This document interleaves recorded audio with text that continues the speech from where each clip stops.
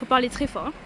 Donc, bonjour, Brapano a connu un épisode exceptionnel. C'est vraiment un cataclysme qui s'est produit dans notre ville. De mémoire d'homme, c'est du jamais vu, des vents aussi violents, des dégâts aussi importants.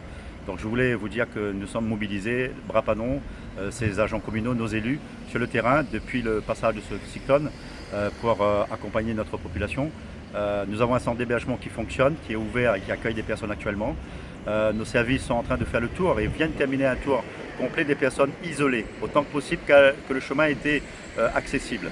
Des personnes isolées et vulnérables pour faire le point sur leur situation de santé, sur la capacité à vivre dans leur maison et à contrario les ramener en centre d'hébergement. Donc ce travail est fait actuellement par le CCAS.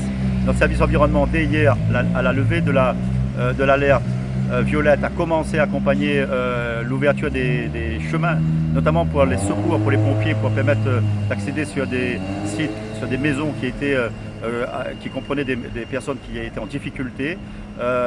Depuis ce matin, nos équipes sont également sur le terrain pour ouvrir l'accès et permettre aux gens de circuler normalement. Nous avons un problème en matière électrique puisque le réseau a été mis à plat. Nous avons 12 poteaux HTB dans les hautes tensions, dans les Hauts-de-Brabant qui sont tombés.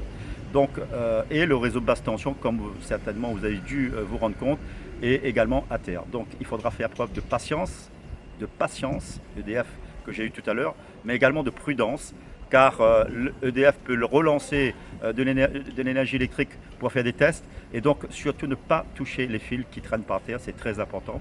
Ne pas s'approcher des rivières qui sont en crue, du front de mer, puisqu'il peut y avoir encore de submersion marine et une houle importante.